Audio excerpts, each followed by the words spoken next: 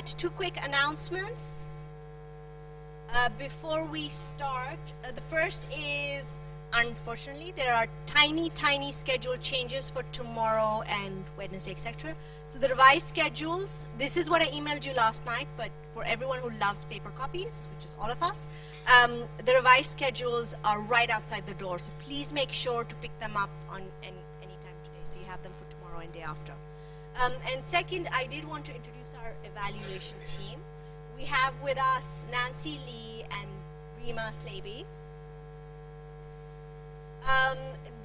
I know some people, well actually I think no one has had a meeting with the evaluators yet. We're going to have that meeting, I think, starting from this afternoon. As Sue mentioned this morning, we are very much, we have commissioned a midterm formative evaluation to help us understand where we are and how we can do better and how to look across the portfolio.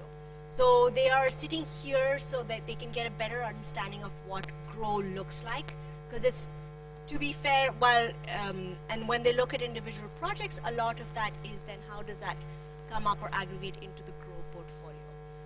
They are very much here to help us learn, so please be, when you're speaking to them and when you're giving them feedback, we would really appreciate honesty. Just let us know, candor. Welcome to the session after lunch. I know it's one of the most challenging times of the day. My name is Edgard Rodriguez, and I'm part of the IDRC team that looks after the different GrOW projects. I had the pleasure to meet most of you, but he had a rush. But I hope during the rest of the day we'll be able to get to say hi to the majority of the GrOW cohort, because one of the main emphasis or objective of this group of trying to learn from each other is also to trying to get to know each other and strike some common interest, intellectual interest, and also some personal interest. It gives us some sort of like link and communication in the this project. Today the panel will be focusing on addressing constraints that women face in Sub-Saharan Africa. We have the case of Tanzania, and also we'll be talking about volunteering to take on power in India. We're going to start right away with the first presentation that is by Sophia.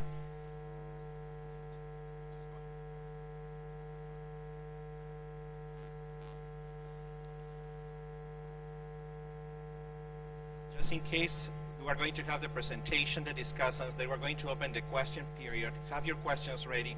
We'll take them in, but we hold to the answers to the end of the question and answer period. We're going to try that a little bit differently, so like this, everybody has time for the presentation. Thank you. Good afternoon, everyone, and thank you for this opportunity to present our research questions and also the state of our project. To share it with you, and of course feedback will be very good at this stage of our project. So questions and comments are always will be very useful. So I am Sophia du Plessis, and I'm from the University of Stellenbosch in South Africa. And with me on this project we have Sivan Anderson from the University of British Columbia, and Sahar Pasha, who is also here. She's from Tufts University. And also James Robinson from Chicago University. Now, for this presentation or for this project, so we know that successful economic growth, and this is from the work of James Robinson, that we know that successful economic development depends on the development of the right political and economic institutions. And his research also suggested that the economic growth. For economic growth to enhance female empowerment, there must be a certain, a crucial ingredient is the nature of the political institutions and the direct role that women will play in them. But up to now, there's very little empirical research in this area, specifically if we think of the traditional roles of women in Africa. So this is where we try to fill the gap in the research, is to look specifically at female political institutions in Sub-Saharan Africa. So it started off with Sub-Saharan Africa, but at this stage we are trying to complete our database for much wider, or for the whole continent. So our research objectives, so we basically have two research questions.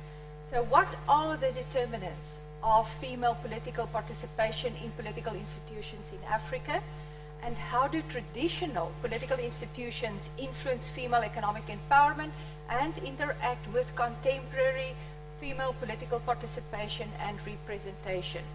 So to answer those two questions, we are constructing three data sets. The first being an historical ethnographic data set, and this is at the level of the ethnic groups, and specifically we look at traditional female political representation. Then we're also doing contemporaneous data at the level of formal administrative units, so national level, sub-national level on female representation, and then also we do a micro study on female political representation on village level. So those are our three data sets that we aim to construct in this project. So first of all, the historical ethnographic data set. So the objective here is to collect information about female access to traditional leadership positions in pre-colonial societies in Sub-Saharan Africa. So we've been using the Murdoch Ethnographic Atlas, but we're extending it to include more traditional gender institutions.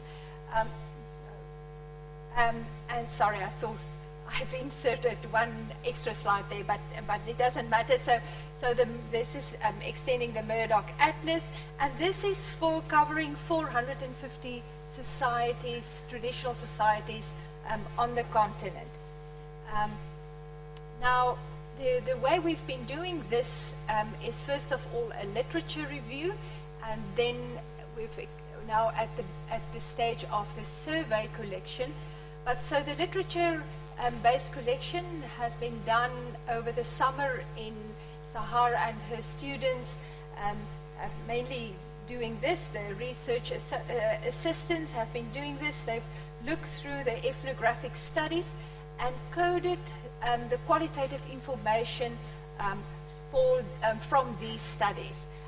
So we've followed the approach of White, the 1978 approach of White, and the way we've been doing this is to have 6 groups of students, 1 male, 1 female per group, to make sure that there is both genders are represented in these groups. And they have done approximately 300 of the 450 social groups they have already covered, and for this study. Now, the next phase, so that was now the first phase. The next phase is to send out surveys to add more detail to these, more variables to these studies.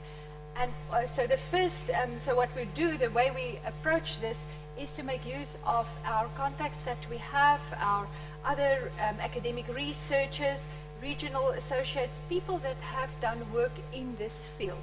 So a survey has been set up to send to these people so that they can respond to certain questions. Now, in this survey, we target 150 ethnic groups. Now, the first 30 will be ethnic groups that were represented in the ethnographic surveys that the research assistants have coded. But this is just for us to cross-check the information, whether we get the same answers than what they got from the qualitative study. And then we will add another 120 groups which were not covered by the ethnographic surveys. We will add to this database. So this this collection is underway. We're still busy with that.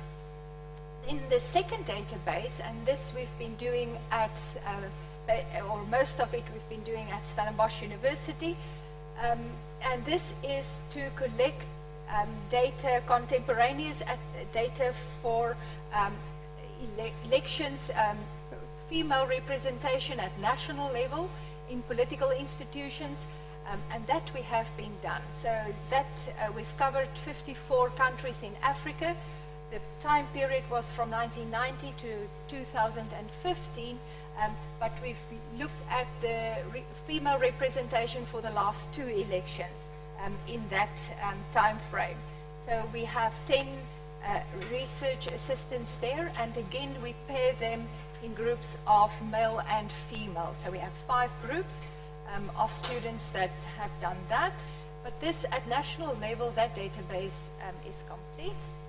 Then the variables that we've included in that database is whether they are voluntary or legislative related quotas. So whether that makes a sense, the number of seats won by women in both local and national elections, the number of male and female candidates who stand for elections, and whether the candidates are directly elected or whether it's a party list which was elected for, and then also whether traditional authorities are recognized by state, and whether traditional authorities have legislative have legislative authority. So those are the variables that we include in that national database. So the next phase is the sub-national level data, and that we look at local political representation in local government. So that's going down to municipal level. Now this was the hard part of this part of the project, because that data is not readily available. So the national elections was much easier. Most of that data is available online, and we could just compile it in one data set, but this is not the case. So this, the data is not available or easily available.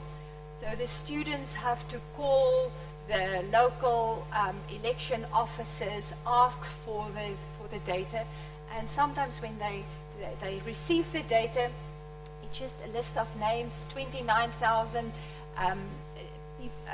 elected officials in Nigeria, and then we don't know whether they are male or female. So there are a number of obstacles, but so far it has been going well, and we are still hopeful that we will be able to do this for most of the countries in Africa. So this is how far we are at the moment. So the darker green countries we've completed. South Africa right at the bottom we have completed since this graph was compiled. The white areas are those countries with no local elections, so we won't get data for those countries. The red ones are the problematic countries that we'll probably not get any information from, and the light yellow ones are the countries that we'll still get the data from, that to complete this data, that data series. So the third data set is on micro studies. So we had a number of anthropology students at Stellenbosch University, and we've used students that came from different countries on the continent, and they have done they gathered qualitative information on female representation. They've looked at where there are female chiefs in different traditional societies in their specific countries. So I had students I have students that work on South African groups in Namibia and also Zimbabwe, because they know these groups, and it's easier for a first round. It's much easier if it's from students from those countries. So they have completed pieces on the political structures of these traditional authorities. They've done case studies on female chiefs and senior traditional authorities, and also case studies on female village authorities, whether there's a head person.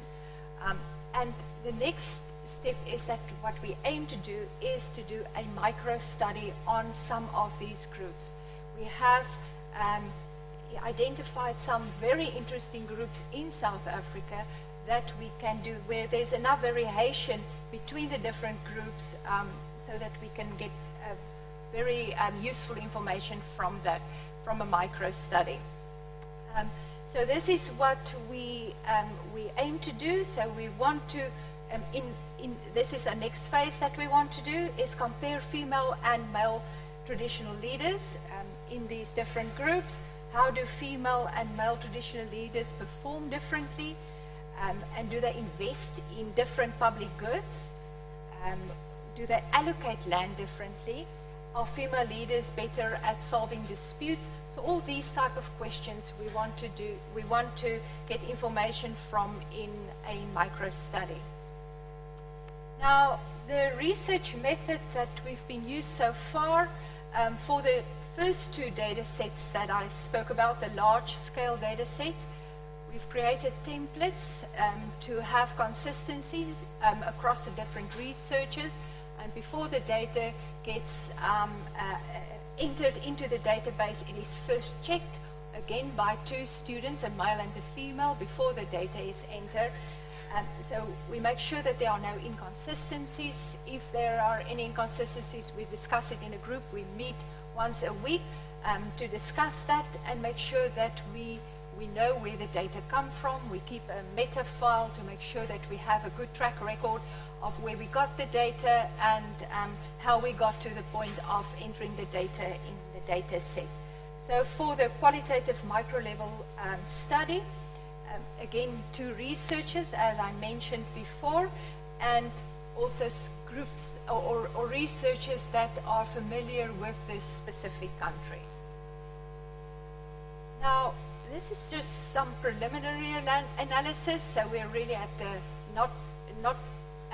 we're still compiling the data set, so there is not a lot of analysis, but just on a preliminary basis. So there exists significant variation in female political representation across Africa in all dimensions. So this is an area for research, and where more research can definitely be done. From the micro or from the national level female political representation data, so the female representation in the lower houses is around about 21%, whereas if we change the electoral system in those countries where we have a different electoral system, first past the post electoral system, it's a little bit lower. Whereas if we have the party list, party representative list, then the number of, or the percentage of females increase on the national level. From the local election data set, from those data that we already have, the representation on average is 13% for females. For the micro studies, so there is a number of female chiefs and traditional leaders on the continent, and these women have power to make important decisions. They can decide on a jail term, they can provide land for people.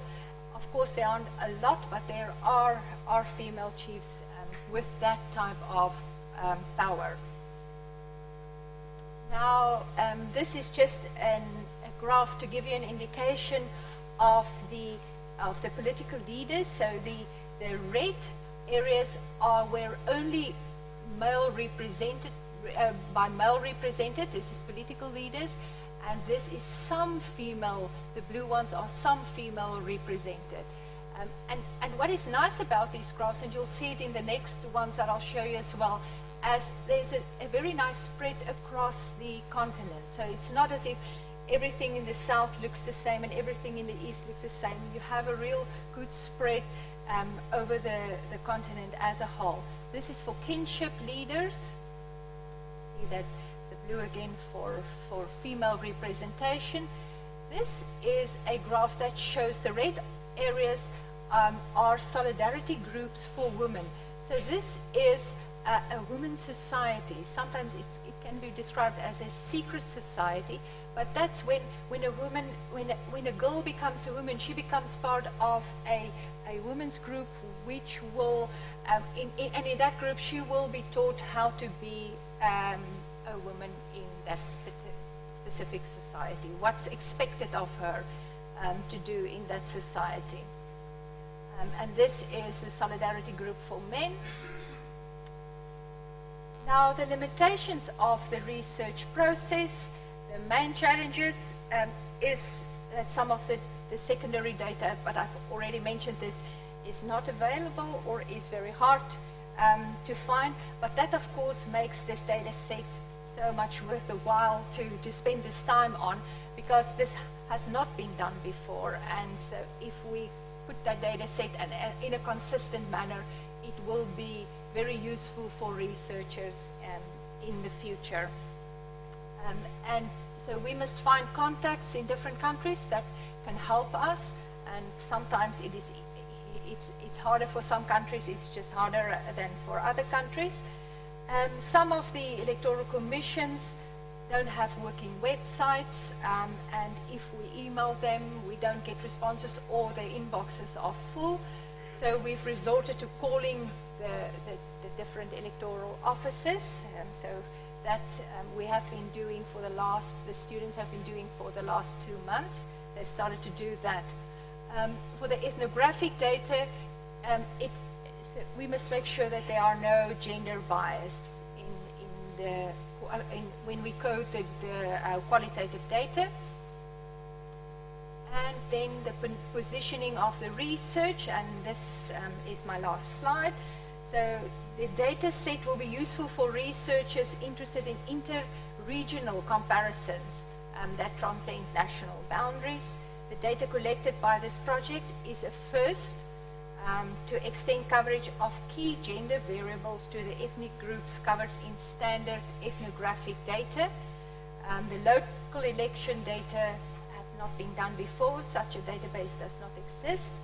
And no continent-wide research in local government elections has been undertaken before. So this will also be a first that we will do. And I think that's where I'll stop this presentation. Thank you very much. Thank you. Is this working? Is it on? Yeah? Okay, good. All right. Thanks. So I'm Amy Alexander. I'm actually a political scientist. I'm not an economist. I'm at the University of Gothenburg in Sweden. And I'm a researcher with the Quality of Government Institute. So I think that this research project has tremendous potential, actually. I'm very excited about what you're doing. So in my comments, I'll talk a bit about that, the importance of the research as I see it from my vantage point as a political scientist. And then I'll suggest some clarification in terms of the aims you've presented in the presentation. I'll discuss maybe some thoughts on moving ahead with identifying and measuring determinants and consequences of women's political involvement. And then I'll offer a suggestion on your analytic strategy as you move forward. Okay, so just to discuss the importance of this research. Again, I really think that you're in a position to make a really significant contribution. And one of the things that you've noted in your presentation, which is indeed clear among us who are working on women in politics, is that so far, the predominant focus of the literature on women in political leadership basically covers women in national political institutions, right, such as legislatures or ministries.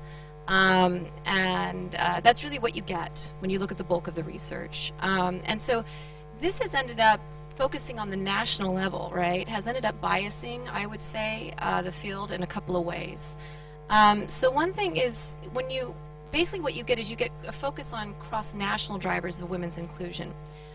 What that tends to do is it tends to prioritize things like, economic development, right, is related to higher levels of women in parliaments, or values, right? So when you get gender egalitarian values, you get more women in national parliaments, right? And usually this research has been global. When you actually get a focus on the local level, however, you realize that there's fundamental variation, actually. Right? So there is fundamental variation in women's inclusion within countries. And this is even the case among countries that are extremely homogeneous and high in their gender egalitarian values. So even in Scandinavia, for instance, we see fundamental variation across countries. And there's been some really interesting work that's showing this, that's being done in Europe right now. So I'm not sure if you're familiar with Axel Sundström's work. Axel Sundström has actually done exactly what you're doing in Africa in Europe. So I'm going to send you everything he's done because it will be very useful for you. And they're finding very much what you're finding, such that we're seeing that massive variation across the European continent, even in that country that clusters at the top in everything we think is good about gender equality. Okay, we see variation in Norway, Sweden, and Denmark. So this is really interesting, and it suggests that your research is also very important, and you're going to add to this. The other thing is, so I've suggested this. The bulk of work that has been done, if it's been done at the subnational level, is basically United States and Europe. We do not have anything, as far as I know, in my coverage of the literature on Africa. So great. So I think you're right. I mean, you've covered literature correctly. Okay, and then finally, another thing is, oftentimes what we've gotten focused on has been parliaments, right, or ministries, and we have lacked, and typically because this literature has been done in the Western world, right? We've lacked a focus on what you pick up on here too, which is these sort of like pre-colonial traditional authority networks.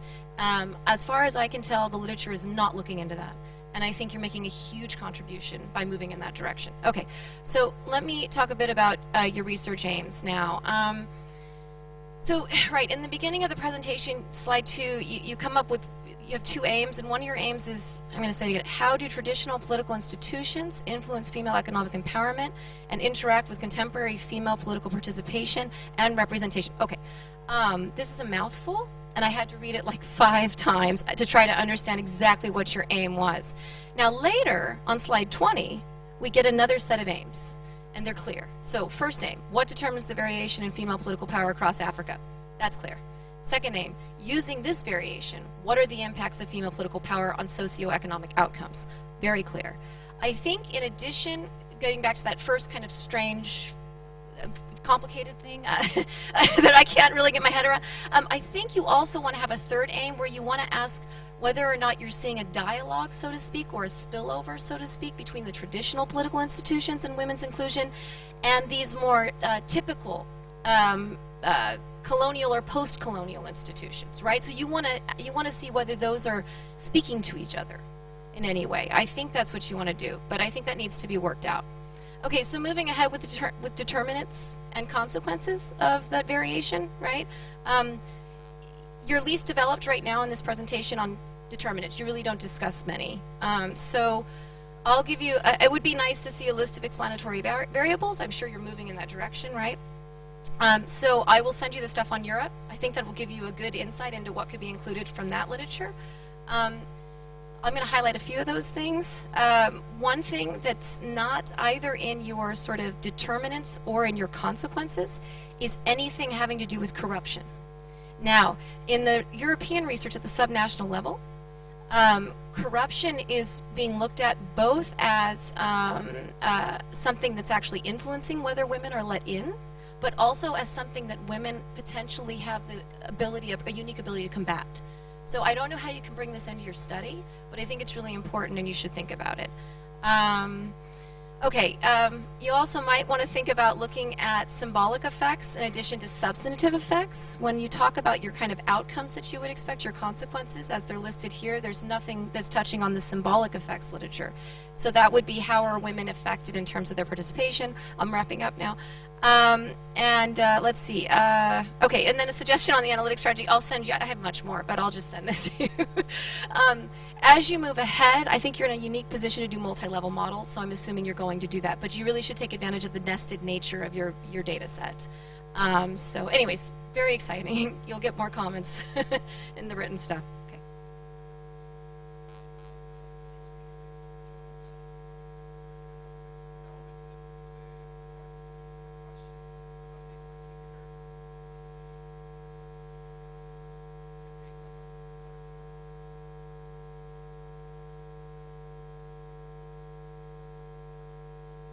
Okay. Hi, my name is Shrikant, Center for Budget and Policy Studies. I was wondering whether you're considering the family characteristics as one of your determinants for women to participate, especially in the local governance space.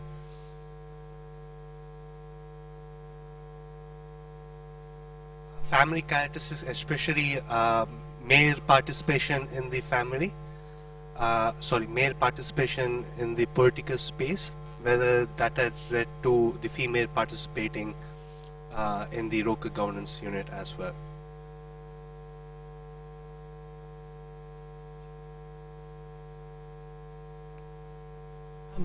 So I don't know, once you've got all these data, whether you're going to link it with lots of other things, but when you started talking about secret societies, that it'd be really interesting to look at those for other measures of women's empowerment. You know, not necessarily, I mean, I immediately thought for my work in Sierra Leone about how does this correlate with female genital mutilation, for example. The other thing, when you looked at the micro studies, I thought that you were going to be looking at where you've collected data on women's participation in like village meetings. Now, maybe there's just not enough of that to do it, but you might even be able to, again, I know Sierra Leone, you've got many different ethnicities within there, we've got national data on that. So even if you have only like 5 countries where people have collected that kind of micro data, you could even do something interesting.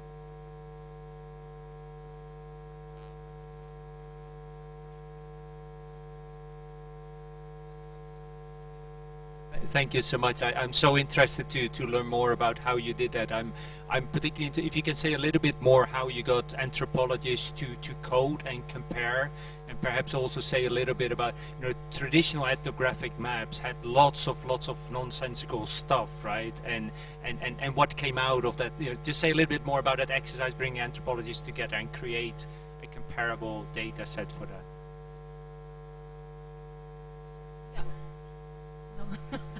I'm Jyotsna from Center for Budget and Policy Studies, India. Yeah, the secret societies are actually very interesting, and what perhaps will help if we know that how these spaces, which are single-sex spaces, which are completely not open to men, how do they help women express themselves in a very different manner. And where I'm coming from is that in South Asia there are occasions which are barred for men, and you see many of the things which are otherwise socially taboo being practiced in those spaces. So they become a space where they are more liberated and can do things which are otherwise not socially allowed. And it does help in several ways. I mean, there are some good literature on that. So it would be interesting to explore that bit of that.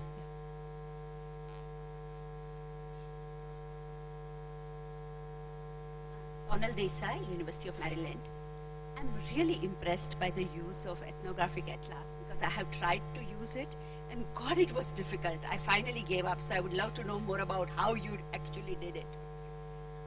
It seems to me that we are dealing with 2 separate processes. One process is the process of democratization and political representation of just any human being, and the second is the political representation of women.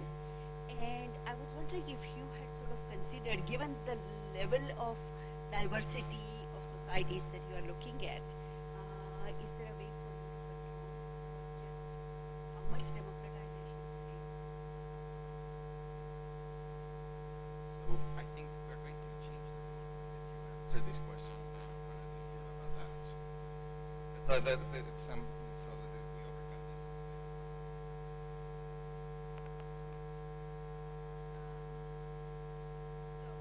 A lot of questions, actually. How can I put them together? So there were a bunch of questions about.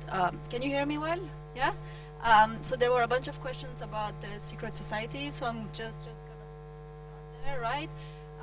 So when it comes to secret societies, we would like to do something on the side about them, right? So it's really, the way we can think about what we're doing is that right now we're really doing this big, broad snapshot, right? I mean, there is this huge variation when it comes to leadership positions, and when we think about leadership positions, it's not only local political positions, but it's also the position of leadership at the lineage level, which is also very, very important in Africa, right? But then the secret societies, they often come in, right? So a secret society is this basket of things, right? It's a socialization group. It's a safe place, often for women. It's also a place where gender norms are being enforced. It's also a place where sometimes we have these genital mutilations. So it's this weird basket of good and bad things that kind of mix up together. You can think about it as part of the education as well of these girls, etc., right? So when it comes to this political, representation aspect of it, whenever we read these ethnographic studies, it often comes as a determinant of political representation, right? So you can think about them as some sort of social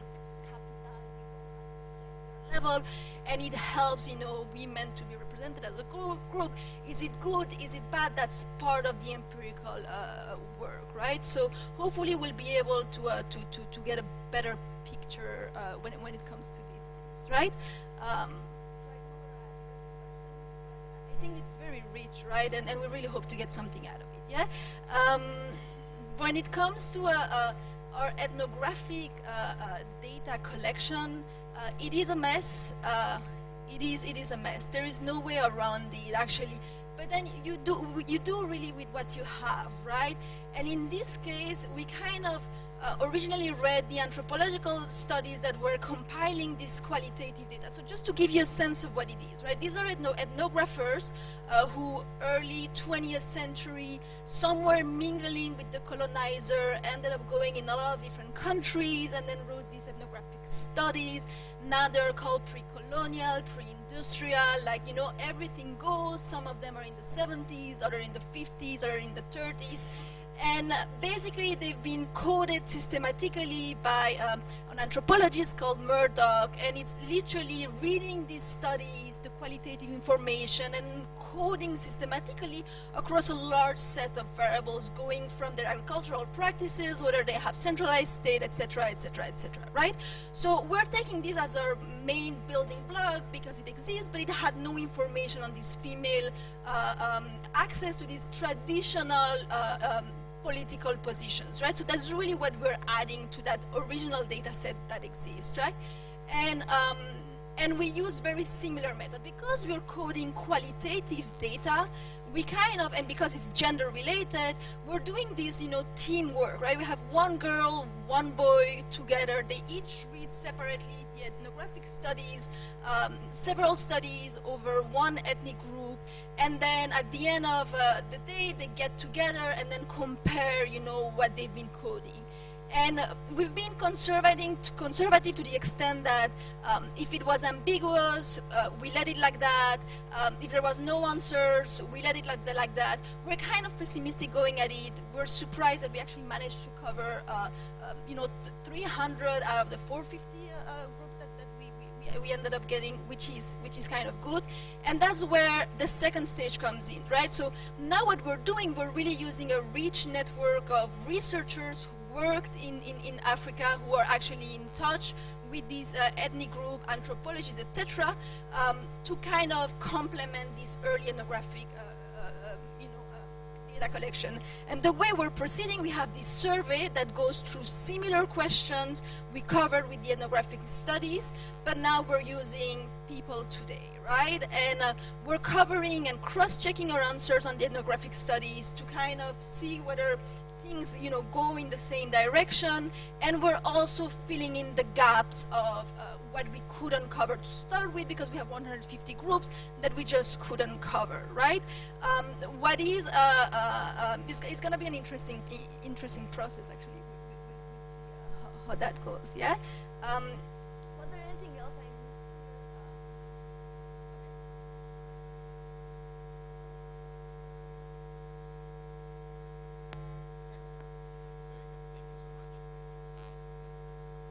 here? Thank you.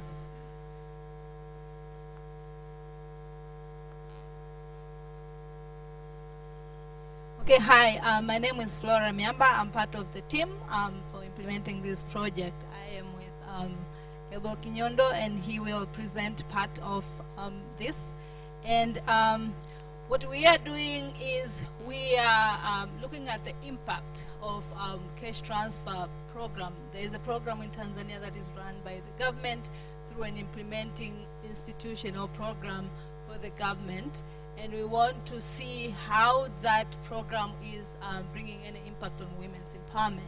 And therefore, what we will present today is the baseline findings, and we will go back next year to do a follow-up study, and then we'll do an impact evaluation. So those good stories of impact, more of those we'll hear then. For today is more of the baseline findings of what is happening there.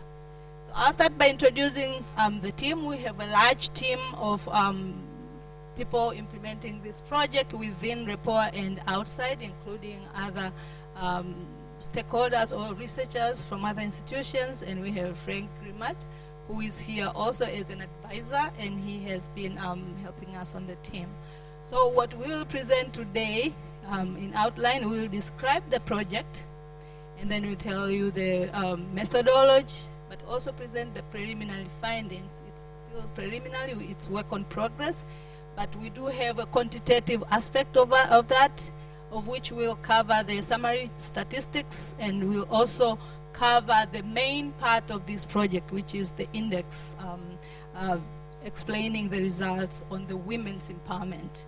But we also have qualitative findings to that. We'll do a little of discussion, since, as I mentioned, it's preliminary, and what we have, what we can come out of that is discussion points, but also we give kind of like summary or highlights of the preliminary findings of these baseline. So what is this program project on? I'll skip those like funding. We all know all these projects are financed by the GrOW program.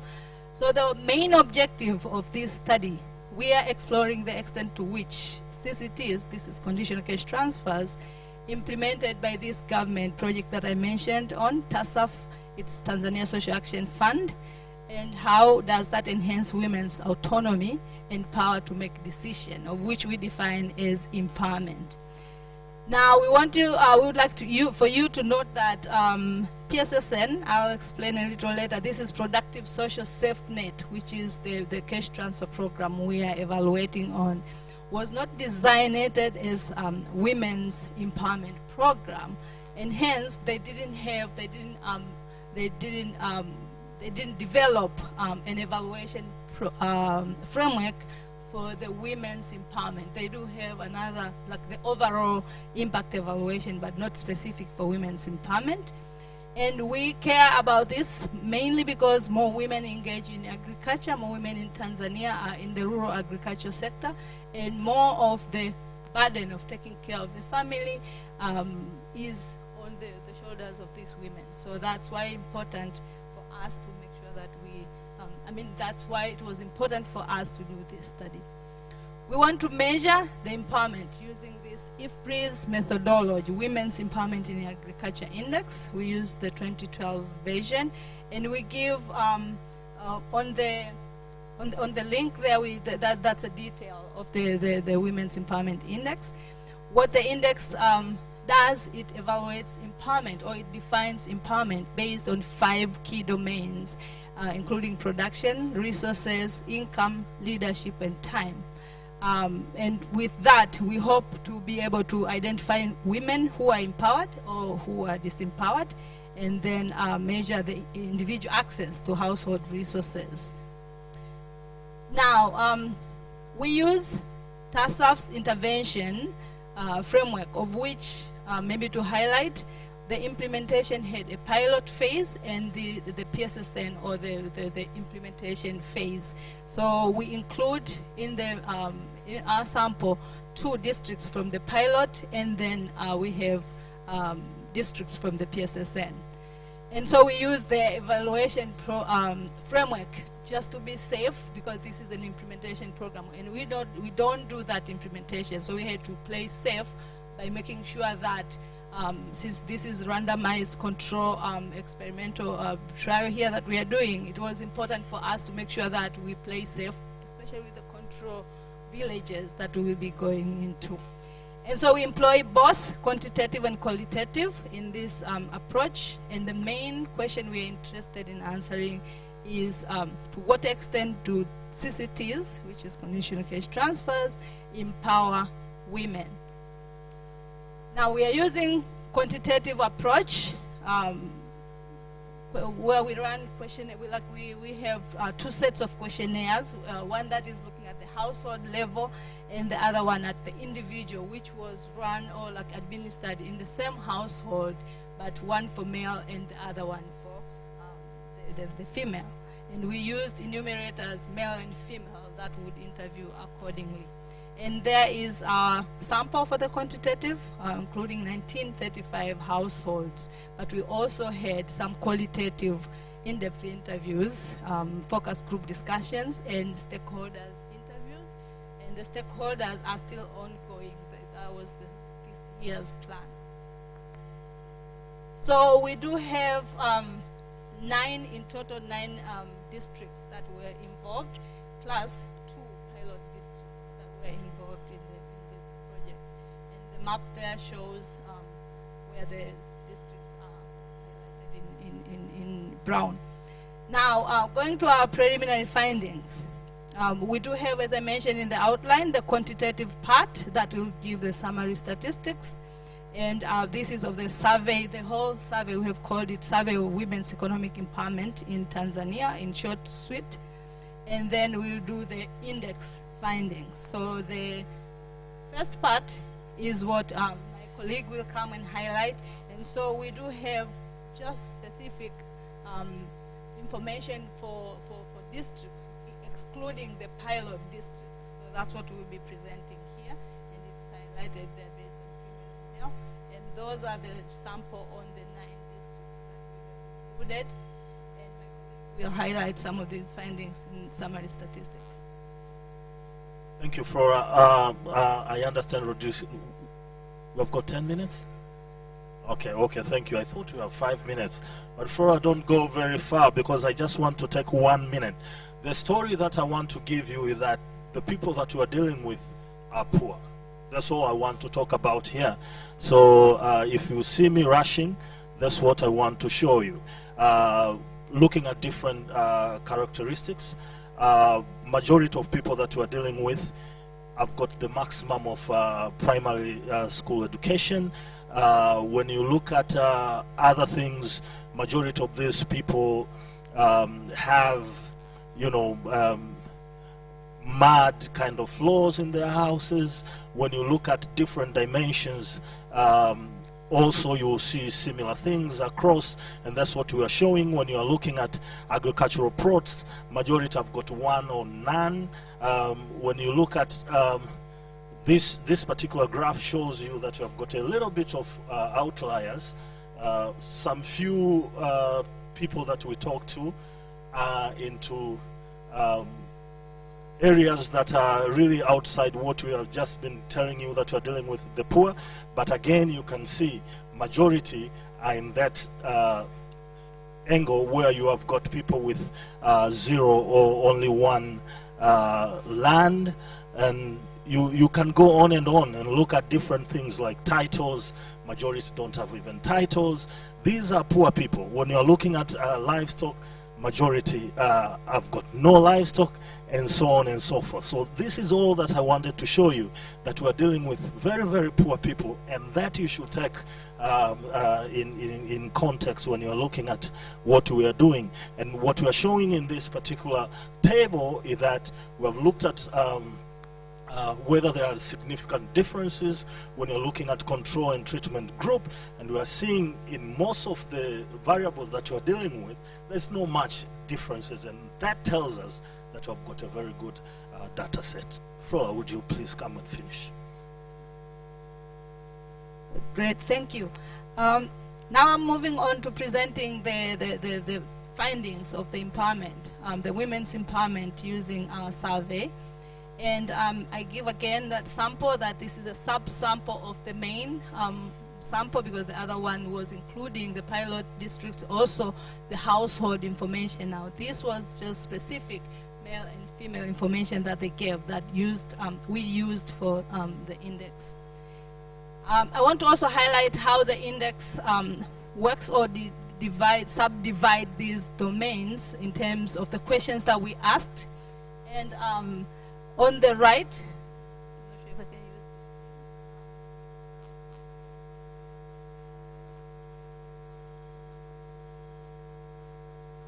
this. Okay, on the right, those are the sub-questions that we ask for each domain. In production, we had those questions on the right that were the questionnaire composed sub-questions out of that. And for instance, on resources, we would ask questions on ownership of assets. How is that? What is the decision making between male and female in terms of what to own, what to purchase, where to sell, when to sell, what to sell, but also access on credit, just as an example. So all on the right were all of the sub questions that we asked on these 5 domains on the left. Now, given our definition of empowerment at the individual level, we can then construct the index, the Women's Empowerment Index, on the average as the level of empowerment by analyzing in which domains are these women empowered and how these compare to men. So this is giving more explanation. But also the 5 domains that I mentioned together with the gender parity index is what gives, in the end, the analysis gives the score of whether this particular community that we are studying is empowered or not empowered. And the score usually ranges from 0 to 1, in which 0 is no empowerment and 1 is full empowerment. So what did we find? Tanzania, where's score is 0.83. which is slightly higher than that of Uganda, which was 0.8, and higher than Ghana, which was 0.72. And so we are saying we are quite similar to Uganda, but we also ran a separate analysis for Zanzibar, of which we found that the score was a little less than the combined throughout the country, and this particular one for Zanzibar was a little less. And as I mentioned, we do have some qualitative findings that also explain to some of these differences. Now, the disempowerment count was 51.9 for women, but also 23.9 for men. And we would like to indicate or show to you what is the contribution of each of the domain in the lack of empowerment that we are seeing, or in the findings that we are seeing. So overall, the production domain represented, from our findings, 8.5 of the lack of empowerment.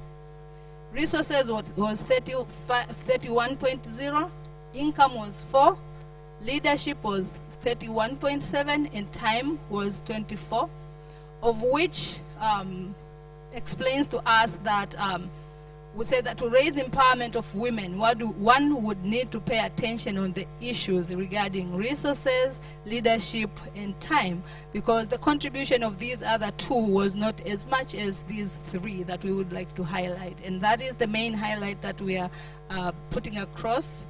This is like the table on how we got those numbers that I just presented. And now, what do qualitative findings tell us from what we did get? Now, just to highlight, on the qualitative findings, we questioned the participants on the 5 domains, but we also asked them to define empowerment. For them, what does empowerment mean? And we explore the contribution of culture, legal, and religion aspects on the empowerment or disempowerment. Now, some of the key findings from the qualitative on the production domain indicate that around 50% of the married women said decisions on production were made jointly with their spouses. However, the decision was not made jointly on what to do with the produces. We have more, but I highlighted a few given the time. But we also found that majority of respondents felt that there were no equal opportunities, with women being disproportionately disadvantaged over men. And we do see the cultural aspect later on. And women's caring roles in the home was a barrier to having time to engage, as we have had some presentations earlier today, and this was also a finding, and we will see more of that in the time use aspect as well.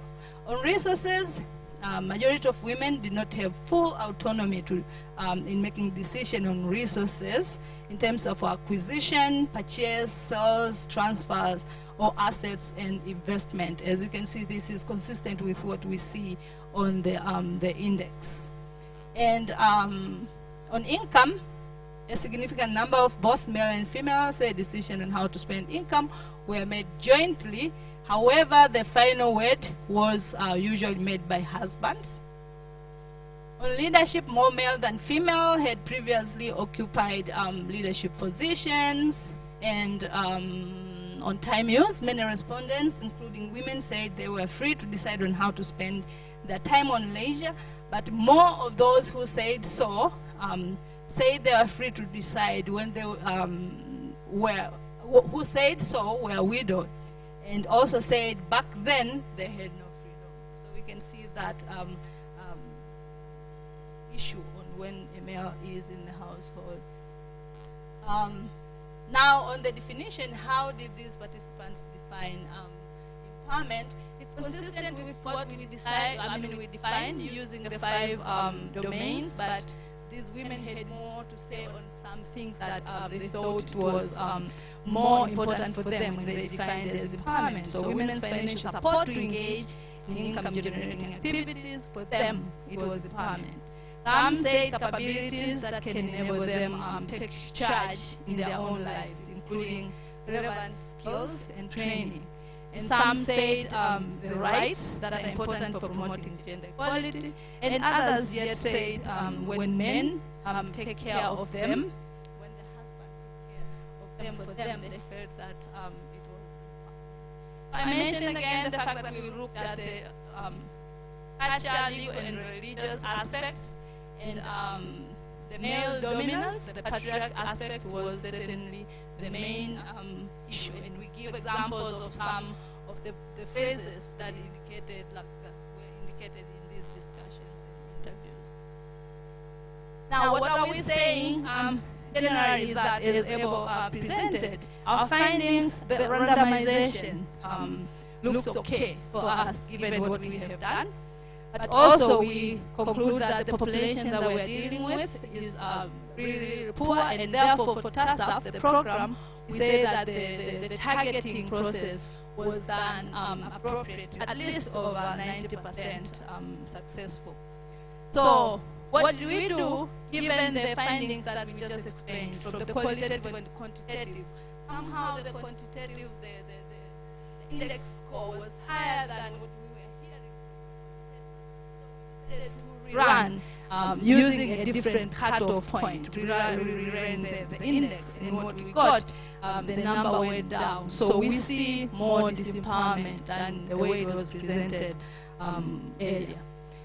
So we are saying, even though the income component is a greater factor for TASAF, given this is the cash transfer program, the other domains of resources, leadership, and time are still predominant domains that affect the lack of empowerment for these women in Tanzania. And so finally we summarize saying that we expect that TASAF as a program might affect women's empowerment. As I mentioned, we go back next year for the follow-up. That's when we can learn this. But how is that going to affect? They're saying giving them more income, giving these women more income might result in control. But our results show that this is an area that already has some control, given the contribution of income on disempowerment was quite low. And then time dimension issues and leadership issues may require some action to that, to improve that as part of empowerment.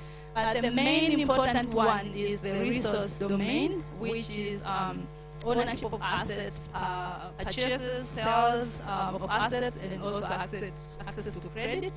This is an important aspect, and it's very challenging because the background to it is more of a long-term, like you see, like long-term aspect being hindering this aspect of decision-making on how or what to purchase and all that, the patriarch aspect and all that, a long-term aspect that you cannot change really quickly. But at the same time, this is a key aspect for TASAF program because they're expecting these women and the beneficiaries to graduate.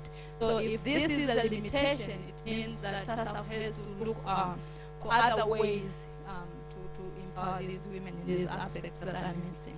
The final aspect, we are giving them hints on marital issues, and these are some of the examples that show that there may be some marital issues, and we hope that to learn more when we go back next year. So what we have, I'm presenting there a few of the papers, outputs that we are expecting, but the most important is the last one on the dissemination.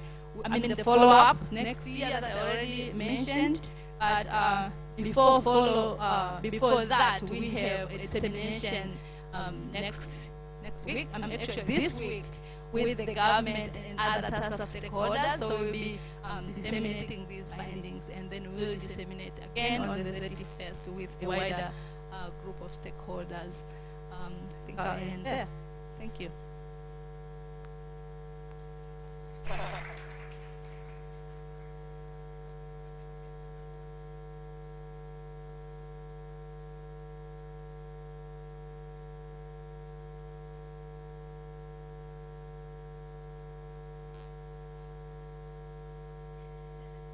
Thank you. So I think that this is a very interesting line of research, and now I'm starting to see many more of this type of impact evaluation on conditional cash transfers. And I have seen similar type of studies in Mexico, in Macedonia, and there is also very nice general on the impact of cash transfer. But I think that nonetheless this is a very valuable contribution because we need to have more external validity.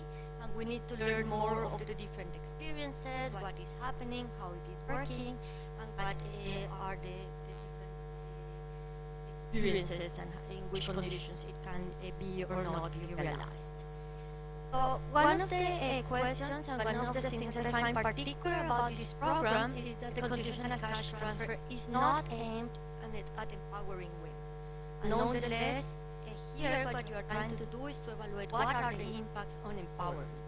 So that opens for me the question on why and how is it that you are expecting that there would be a difference on the conditional cash transfer. I'm missing a little bit more on the discussion on what would be the mechanisms and what would be driving this empowerment.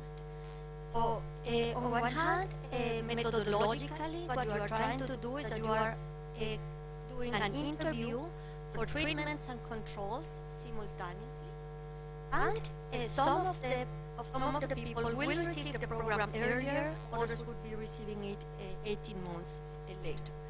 So the question here is whether this could be complicating your analysis, because if you know that in the future you would be beneficiary of this transfer, that could already be empowering you, and there could be an anticipation effect that basically underestimate the impacts of the intervention that you would be trying to evaluate. So would this be problematic in your case or not? And the other potential problem that I could see has to do with the workshops that the conditional cash transfer is accompanied with. As far as I understand, beneficiaries of the transfer also participate in some workshops, in some training workshops, where they are receiving some type of information regarding not gender roles, but regarding education, regarding health outcomes. And these, as you are discussing in the paper, also could be a potential mechanism of empowerment. So now you are giving women knowledge that would give them voice at home, and that later on would be related with higher empowerment. So I would be missing more on the discussion on which is the mechanism. Is because you have money in your pockets that you can go and invest and decide what you buy for your children and for yourself? Or is it because you have knowledge, you have voice, and that empowers you with respect to your husband? And just the last point would be related with your baseline. I would also be curious to know why is it that you are finding that even though so basically, even though women participate in the decision on what would be produced, at the end they do not decide how to use the product. Is it related with the fact that they are not directly involved into the agricultural activity and therefore they don't have voice just because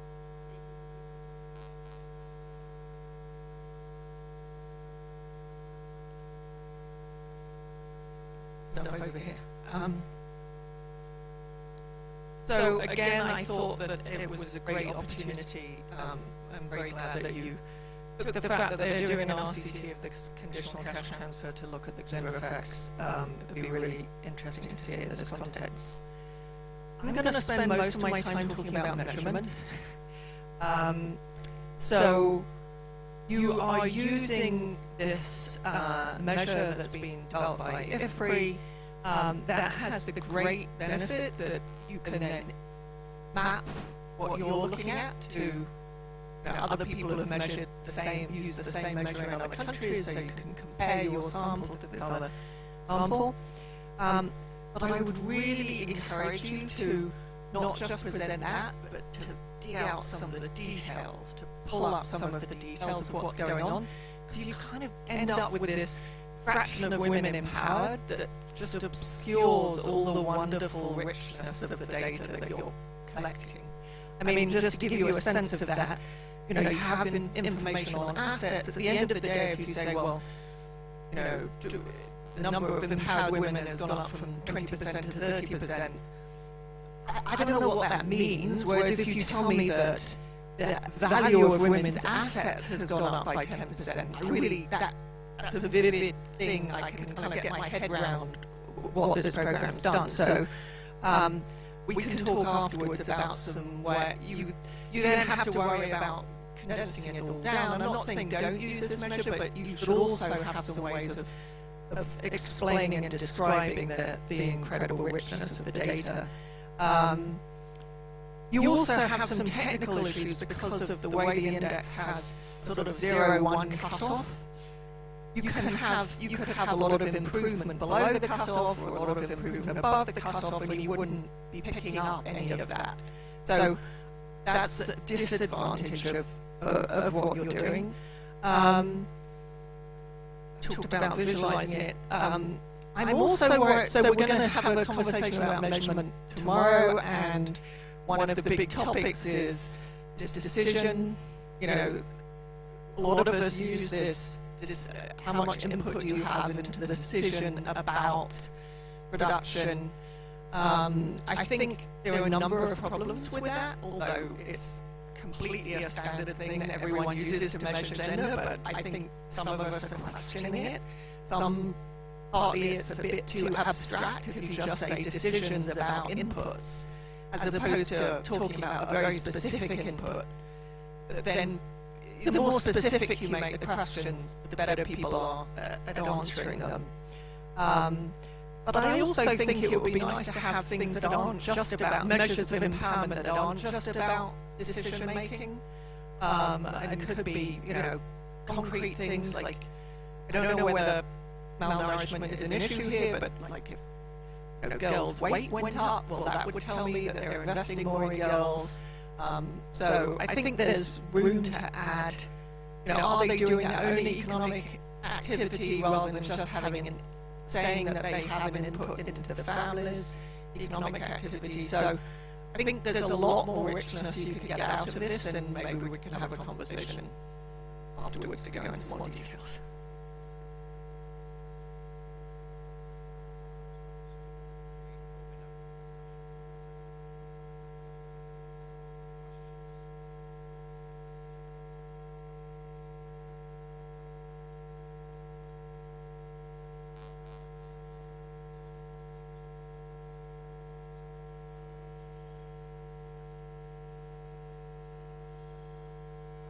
Forgive me for not knowing much about TASAF, but what's the size of the transfer and what are the conditions, and can you only spend it on certain things, and is that monitored?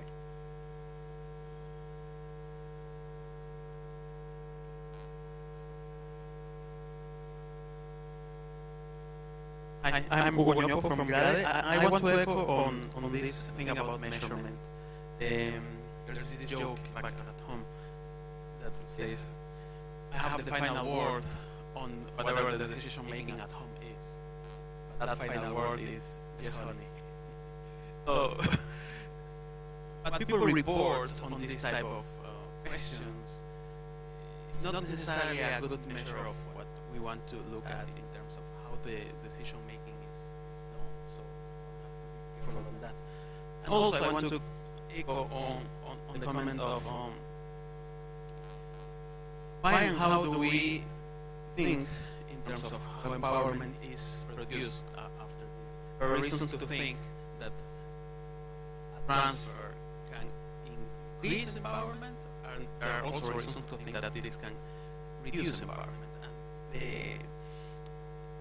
the other side of this coin of empowerment is time use, as I was saying earlier today. The core responsibilities that come with this conditional data transfer imply extra burden on time use for females, and it's not completely clear that this empowerment is kind of wanted if there are these other time restrictions on women as well.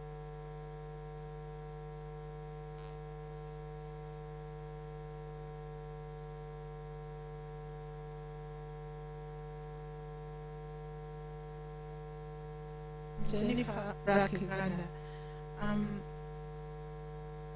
You talked about, this for Tanzania, you talked about the land rights and ownership. I mentioned widows, and most of the property and land being owned by husbands. I'm just wondering whether you have some information about single mothers who are not necessarily widows and are not old, but probably adolescent mothers and some age that's not really widows but single mothers.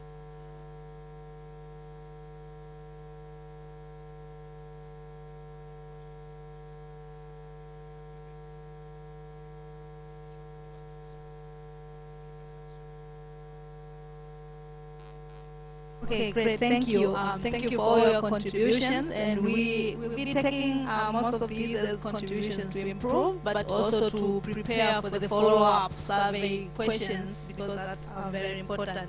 If you would like to respond on the situation, I'll start with the last one. Situation with single mothers on land ownership. We can explore that more, but usually it depends on the inheritance to begin with. Maybe this is a widowed person, and a widow was already with the husband who passed away, but then the inheritance is not direct or right. Like it's not. Usually the male's family will be the ones who control that, and not usually that this inheritance will go to this woman. So sometimes it's there, or she is there, but not necessarily owning whatever that was left with the husband. But we did see in our sample we had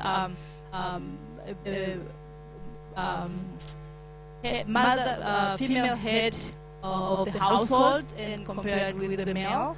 And the aspects of empowerment that we found was generally, I would say, equal. They were not very different, and you can tell if you are the head of the household and you have all the decisions, you have to decide on this and that. We were talking earlier on the fact that may be empowerment, but it may not be empowerment in some ways, depending on where you are. You may be struggling a lot, and we mentioned these are very poor households that may be struggling a lot. So we are seeing that level of empowerment as equal men and women. But the issue of ownership, the challenge is still there. Female men and women do not own assets, and it has been existing. Now, on the question on the measure, what people report is not necessarily the measure. That's why we are including the qualitative, but in the end, we hope to learn on how to make sure that we don't take this easily and assume that this is the measure. And as an example, the issue of news that you give, we do understand that we didn't have much time to present the changes that happened within the program. That, for instance, women now are the managers of cash. Like when the cash comes during receiving, a female will be the one who is receiving that. But is that empowerment? Maybe yes, but maybe not. Maybe this female has even more responsibilities given the other responsibilities that they have.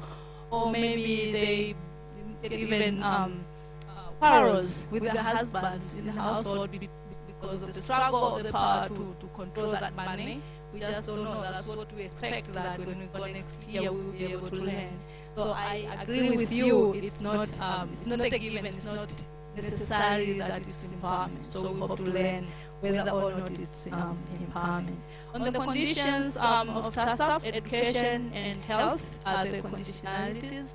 And with the cash, there is an amount of cash transfer that when a household is targeted, that they'll receive cash, they get that, I think it's $5. So that is standard, everybody gets that. And now if you have a month, yeah, thank you. And if you have now kids who are primary school level, there's an additional amount to that, I think $2. And then if secondary level, you have another addition like that. So in the end, you have this increment of kids going to school under that condition with that amount. But the other one was based in health. Again, kids and elderly are supposed to go and attend health clinics.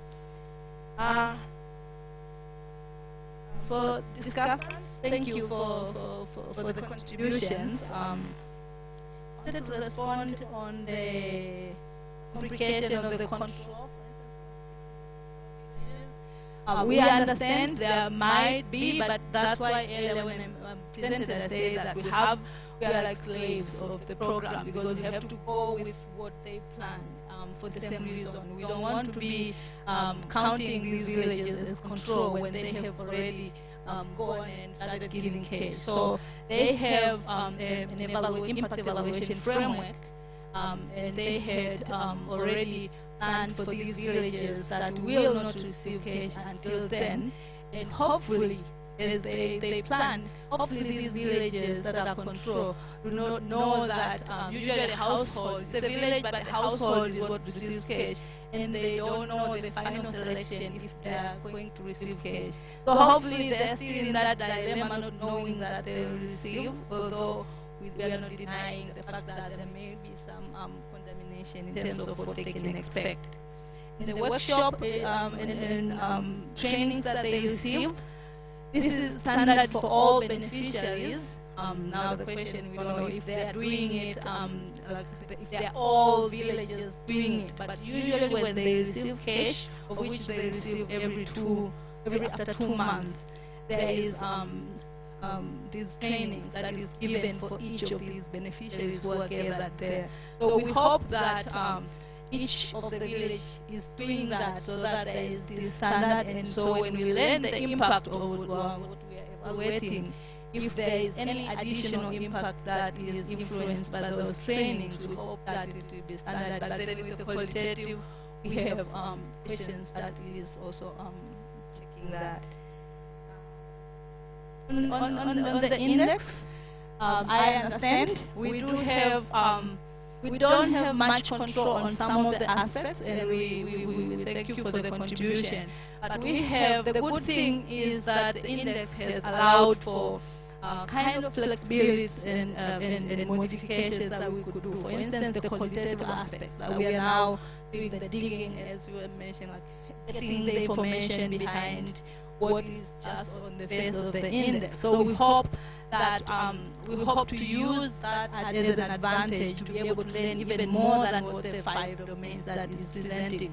The cultural aspects, for instance, knowing what are some of these decisions is influenced by the cultural background. If we did just the questions the way the index wants us to do, we would have missed that. And so we will work hard to make sure that we use the opportunity that we have modified to capture as much as possible that was not addressed in the index. But we also did the cut of adjustment, as I mentioned, knowing that the qualitative and quantitative were not speaking much, we thought maybe let's just adjust that and see how we can fit well with what the qualitative is telling. And so we are, we know it's challenging, but we are trying to do as much.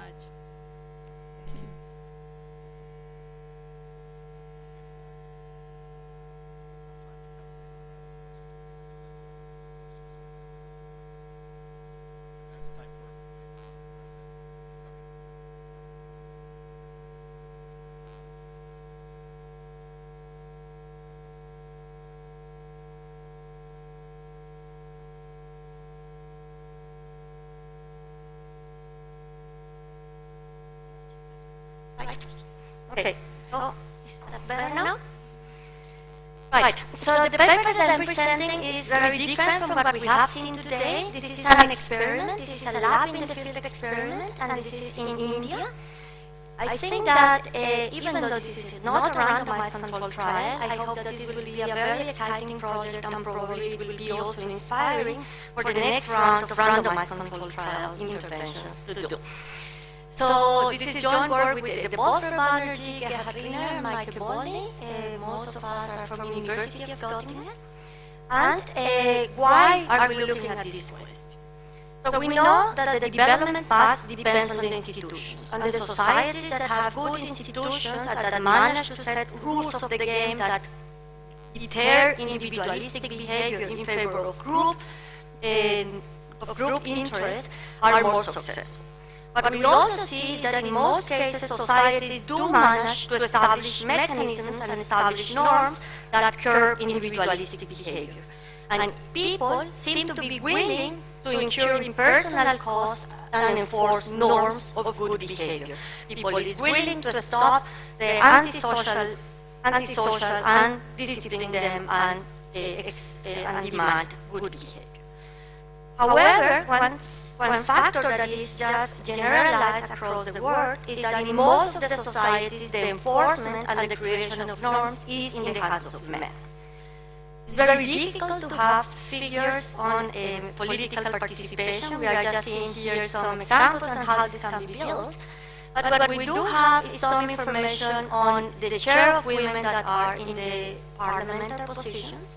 And what we see here is that there is only one country in the world where there is majority of women in parliamentarian positions, Rwanda, and there are only two countries in which there is about equity in participation, Bolivia and Venezuela. Most of the countries have no more than 20% of the positions, parliamentary positions in the hands of women, and there are countries where there is not a single woman occupying positions of power. So why is this important? So we know the discussion that we have been looking yesterday is this is not only a fair issue, it's not only the right thing to do, but having women in political roles can be also important for an efficiency argument. And what we see is that enterprises that discriminate, that do not give equal opportunity to women are more likely to exit the market, are less likely to survive. We see that when women are occupying political positions, they are more likely to invest in public goods that benefit women.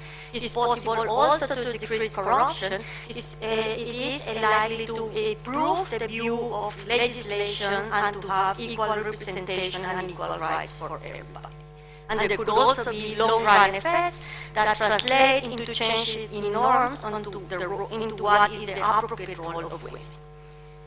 So if it is so good, why is it that women still don't do it?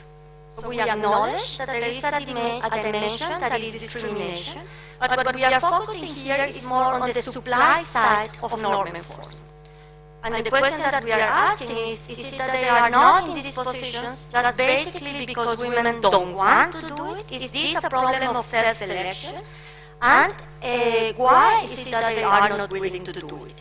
Is this related with the culture? Is this related with the type of environment in which you have been socializing?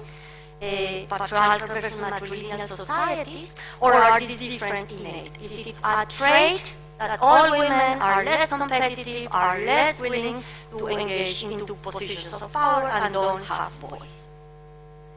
So to study this question, we did a frame field experiment in India, in the northeast of India, in two states, Meghalaya and I forgot now, West Bengal. West Bengal is characterized by a patriarchal system where is, as we would expect, normally women do not have inheritance right, there is a clear preference for boys, and women have limited decision power even when it comes to decide on free movement. In the state of Meghalaya is more characterized by a matrilineal system in which women have relatively more power. This is not a patriarchal society, it's only matrilineal, so it means that still women are not the main political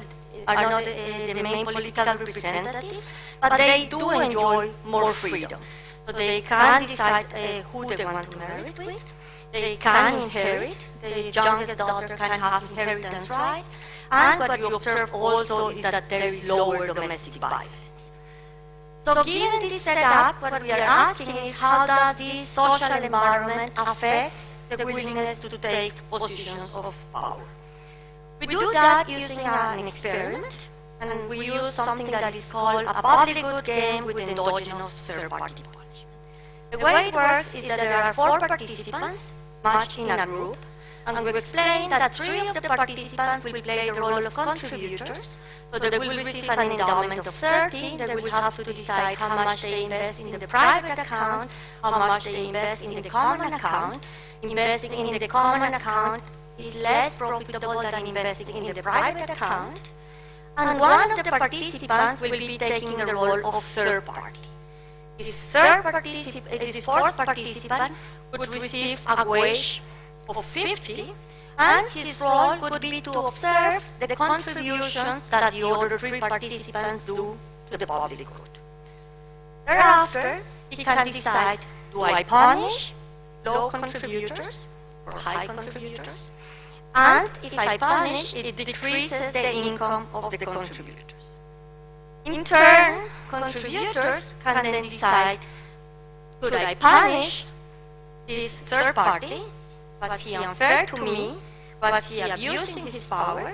And if they punish him, then the third party would have his income reduced. So what the model and what the theory would predict would be, if we solve this using backward induction, what it would say is that the last player is the contributor. He decreases his income if he punishes, so he should not be punishing. The third party punisher would also see his income reduced if he uses punishment, so he should also not be punishing. And the contributor would always be better off investing in the private account rather than the public account. So at the end, the contributor would be receiving 30, the third party would be receiving 50, so it would always be best to be the third party. So we would expect that every participant in the game goes for the role of third party that pays most. So our hypothesis, though, is that this might not be the case, and that maybe there are differences across genders into who wants to take the decision of becoming the third party.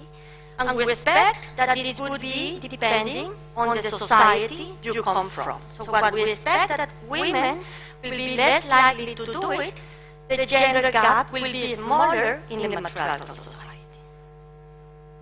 We don't find that. We find that in the patriarchal society, as expected, the proportion of women who are willing to take the role of third party is much lower than the proportion of male, and in the matriarchal society, we observe quite the opposite. Now, women are willing to take the role of third party. So, why is it that this difference happens? And more importantly, from a policy perspective, how can you close these gender gaps? Is it possible to design an institution that would encourage women to take the role of third party? And we tried 2 institutions. The first institution that we tried is an institution where there is no contra-punishment. Imagine now that the third party is protected by a bodyguard, that nobody can harm him or her in case of the decisions were considered illegal. And the second institution that we try is an institution of anonymity, in which you say, okay, you would be the judge, but nobody will know that you are the judge.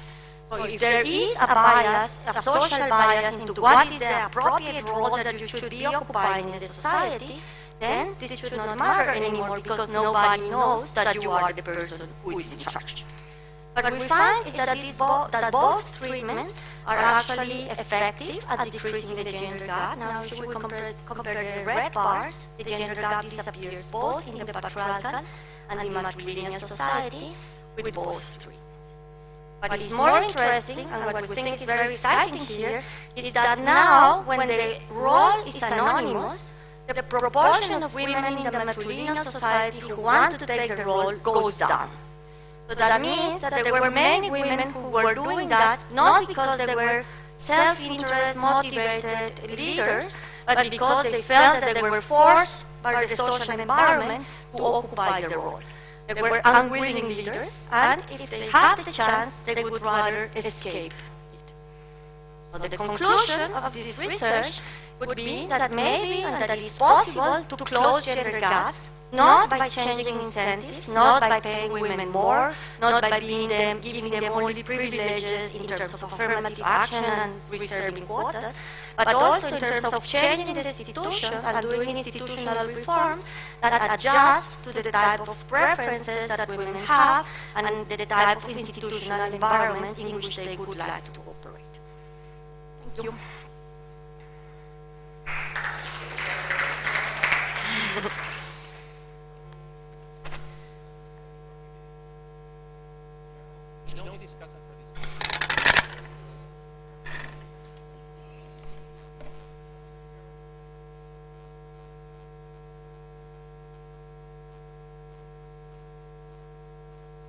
This is a really from McGill University. I think this is a very neat idea.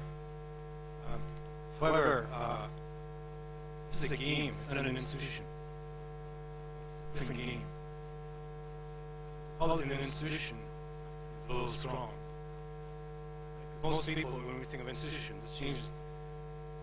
In terms of timing, I think it's easier to raise the salaries of women than to change the institution.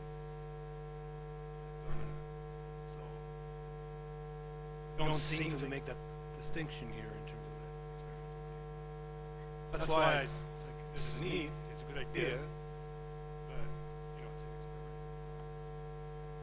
experiment. I do agree with you that this requires more external validity. So this is a test in the lab. Would this be happening when you do it in the field?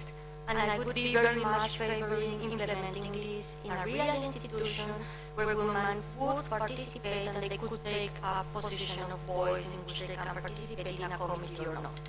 And when I'm thinking about the institution, it's just how this one organization functions and take and set up procedures in how things are to be done.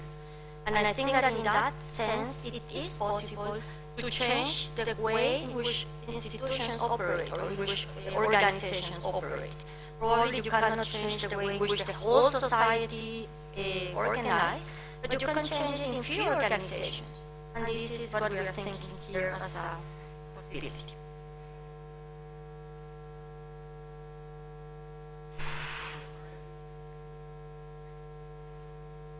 I agree. There were two things. First, I have to say, every time we talk about female leaders being better, I keep pointing at Chief Minister is absolutely the exception, right? Female leaders can be exceptionally corrupt as well, of course. Right? We're talking about averages here. It's not that too is not innate, I would say.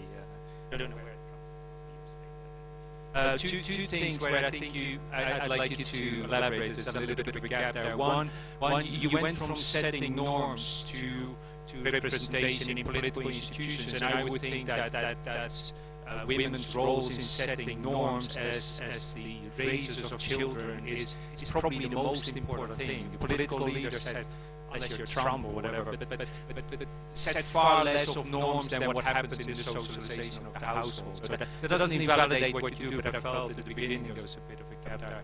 And the second thing at the end that comes close to the previous comment is your interpretation of why women would step back. I didn't actually see any.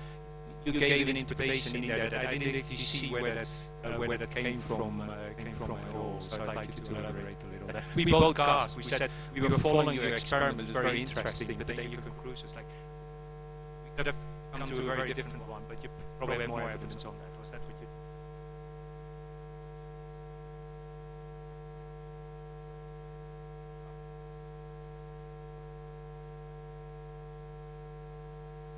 I just have a couple of details, clarification details about the anonymity of your game. So the first one is not your benchmark is the non-anonymous one, right? Meaning actually see who are the three people. Do they know anything about the gender of these three people? I mean, which part of it is open? And my second question is also a detail about maybe I kind of don't grasp how patriarchal versus matrilineal contrast. How do they really contrast with each other, and knowing better which dimension of the patriarchal society will kick in your result, or matrilineal. These are kind of two concepts, right? We're talking about, a matrilineal is really about the inheritance of lineage. The matriarchal is about power holding. So yeah, it would be good to have some sense of that.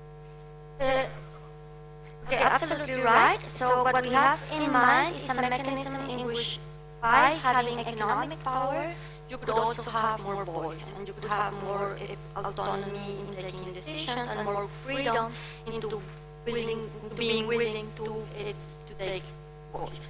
So that would be the mechanism by which matrilineal societies would be different from patriarchal societies, not because they are used to power, but now because they have income, and this income gives them some autonomy, and this autonomy could be reflected.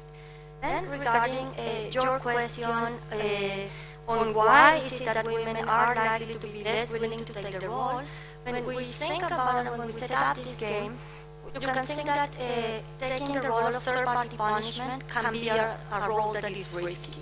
So you don't know to which extent the others will end up altogether punishing you, reducing your income, and you might be ending up being worse off in the first place. And if we think that there are gender differences in risk aversion, that it seems to be more or less an established fact, then that could be one of the channels by which women are less willing to participate.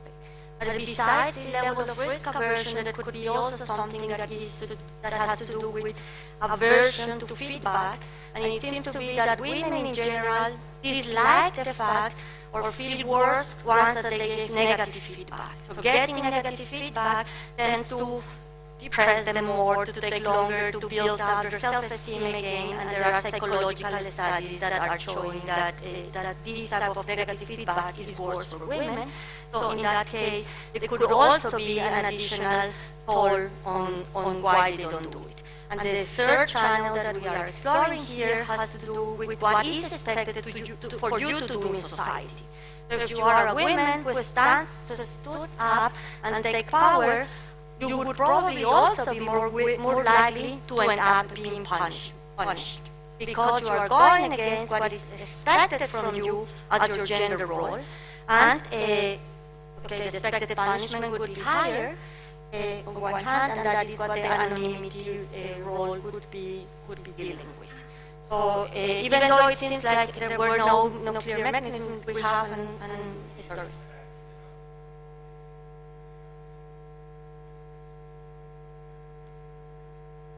That is a very good idea. We do have some information about risk aversion, and we are including controls on risk aversion. And this is, I think that the effect is still robust, but we could explore in more heterogeneous effects according to measures of preferences.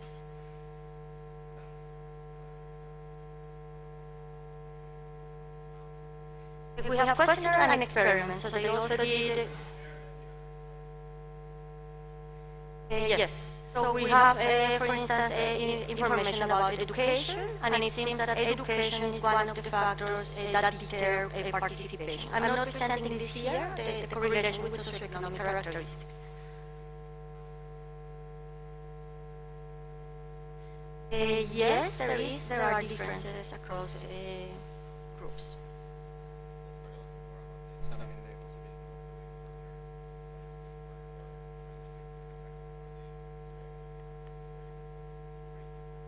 Now we're going to be moving to everyone can ask a question. You already asked one, and you have to answer this.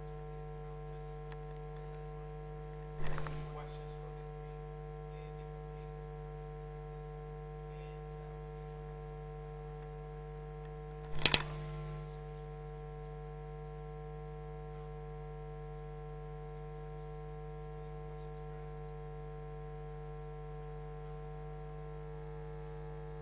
Marcela from IDRC. So not a question per se, but some thoughts on the last two presentations. So on the last one, I think I mean, there's something to be said about gender equity in terms of political participation, but I think sometimes when we try to make the link in terms of would that make a difference in terms of seeing gender equity translated down in terms of societal change, I think one good example, if we look at Rwanda, that's a case that we hear all the time in terms of the representation at the sort of government level, political participation. But we did recently a 3-country study on youth employment, which includes Rwanda, but some countries in the region as well. So one thing we surprised at from there is Rwanda is a country among the 3 countries, that Tanzania and Zambia are the ones that the other 2 that we see. In terms of the gender gaps, both in wages, in participation, in terms of education, but we see the largest gap happen to be in Rwanda as well. So this is one thing that we actually, the aha moment for us, and a puzzle that we thought that we would investigate a little bit further, because it was puzzling in a way that we would have expected that kind of a relationship. So I think there's more to be said about maybe under what conditions does that happen. It leads to further questions than the assumption that we often make. So that's one.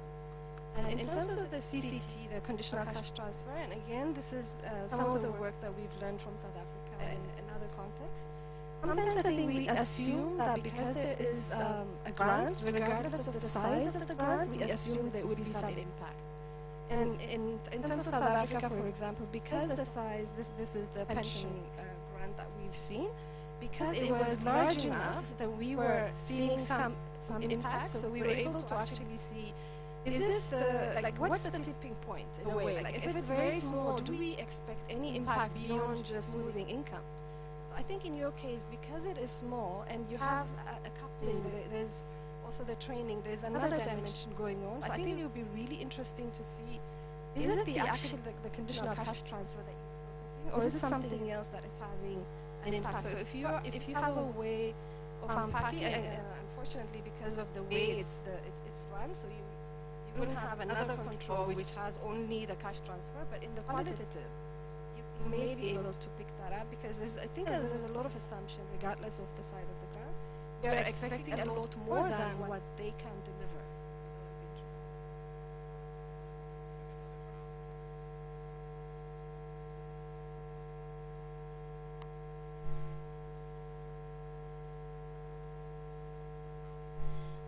I'm Jyotsna from Center for Budget and Policy Studies, India. Just to add to that women's political participation and share study results that we did, we looked at the local government in Karnataka. Karnataka is an Indian state where we are located. And it's known as a pioneer state in terms of encouraging local governance in India in 70s, since 70s. Now, when we looked at actually both women and men, And we also went with this assumption that we looked at the expenditure patterns and planning and all that at the local level. Local is known as Gram Panchayat. These are village level governance bodies. And we also went with the assumption that we will see that there is a difference in terms of what they choose as their development priorities, and that will also get reflected in their budgets and expenditure. And we did not see any difference. Actually, there was no difference, and we did not see a leaning towards health or education or even say, for example, interventions that would promote gender equality or women's access to services.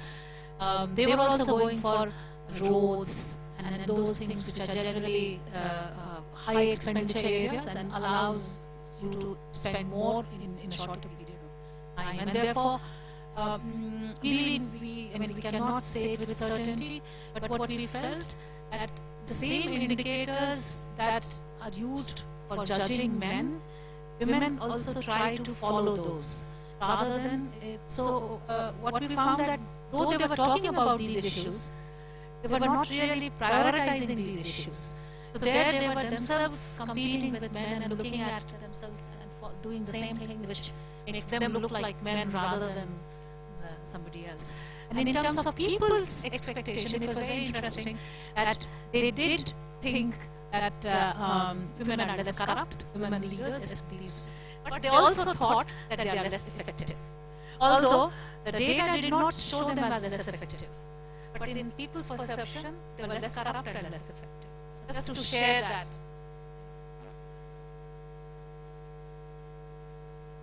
Literature that has been available from CER. That's what I was looking at you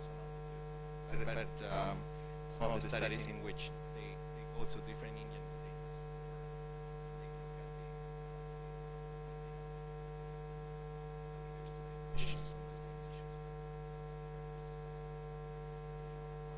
We're going to have now time for final round of comments. You can go back to some of the questions that you feel they were not sufficiently answered. You like to say something more? I will start with Sophia.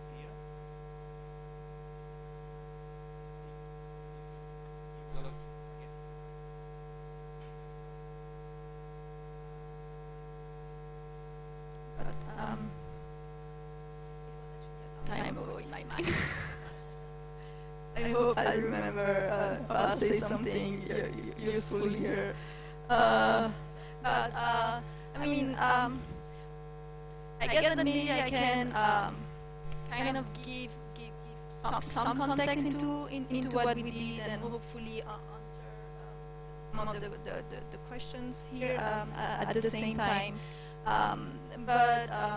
So overall, just to give a big snapshot at what we're trying to do with this project is really to look at a more local, traditional source of power, because when you go there, and actually going back to your comment, it all started in Sierra Leone. We spent 4 years there. And Sierra Leone, which is a very, very small country, has these two big ethnic groups, the Tini and the Mende, and we traveled 1.5 months of country, and we realized that there were a bunch of female paramount chief, which is really the highest level of authority there, right? So it really all started there.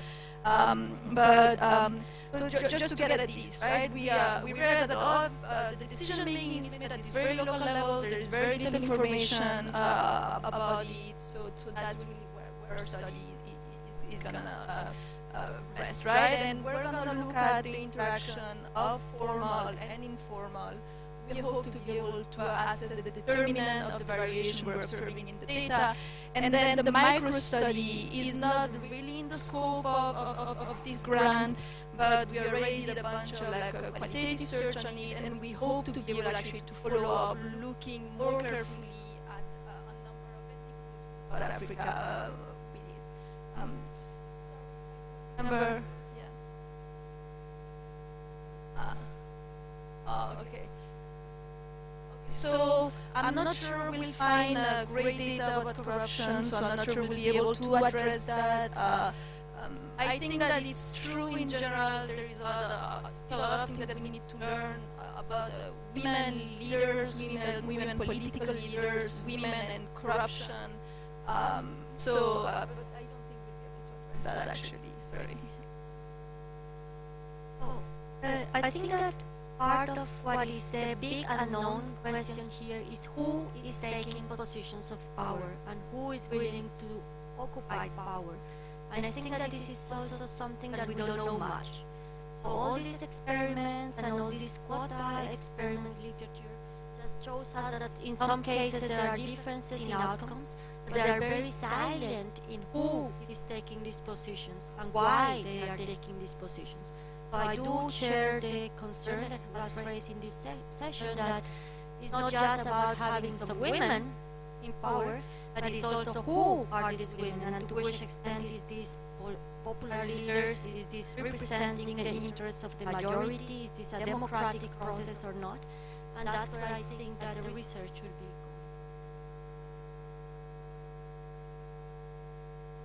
going. Great, thanks. Maybe back to a question that was raised by you, Marcela, on the fact that CCTs are not designed for women's empowerment, and that's why we were describing study. I think that's the very reason why we think this study is also important, because cash transfer being a national program for the extreme poor who are in the community, we have quite a good number of them, and then as I mentioned, women's role in the common life being very great. They take a very great part of caring with the families and all that. So they have an important role to play in the family. And here you have a program that is designed for poverty alleviation that doesn't consider or look much on what this woman is going to be impacted. So it's important that we do that. And so many programs in my country are missing that aspect on the gender role, gender consideration of what a woman does in terms of contribution and in terms of what they get in the development process. So it was important for us to do this so that we can inform the program, but also for the general policy that programs, social protection programs, should make sure that they consider the role and the benefit of the women in these programs. Thank you. I think for us, looked at most of the issues that have been raised. We understand that there are issues with using an index, but what we are saying here is we want to use it so that we can be able to critique and say, okay, we are moving on. We just used it for the sake of mapping what is going on. Now we can go ahead and look at issues in much more details, and I agree very much with your point that we need to get into details in some of these dimensions that we're looking at. And we are getting some of the interesting things. We're talking about measurements, yeah, but the way these people are looking at issues are very different. One of the ladies that we talked to were saying to us empowerment is simply being loved and taken care of by our husbands. You know, and I don't think that is an educated kind of comment. They have a point in saying that. And we want to say that what we want to do is learn through this program, through this process, so that we can understand what it means to them by empowerment, and not what the literature and all other things seem to suggest. And I do agree with the issue that you raised about the size. We really need to have a look at the size. Maybe the size is not that much. So that's another angle that we'll be looking at. The most important part is we have got another stage of this study, and we are very much encouraging each and every one of us to keep on sending those comments, so that next time we meet, we'll have all the juicy kind of stuff that you people have and we have. At the end of the day, we want to have a study that can change perspectives about women, not only in Tanzania, but beyond. Thank you very much. I just had a thought on whether you see the experiment or an idea for people to use the kind of experiment that we heard here as an outcome measure for an RCT or an impact evaluation. It would be very interesting to see if the treatment and control group responded differently in the same way that your matriarchal and patriarchal societies do.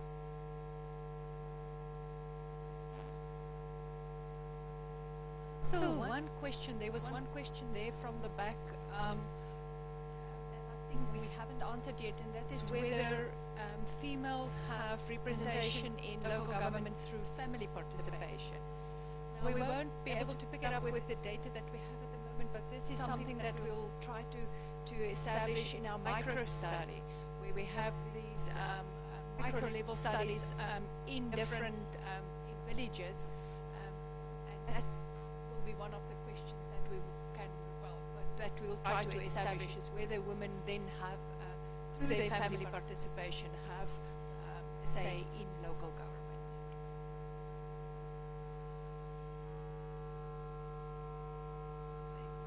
I'm just really excited about all of this fascinating research that's going on, and again, I'm really impressed at the sort of undertaking that you guys have engaged in terms of that data collection, and I'm just excited to see what comes out. So,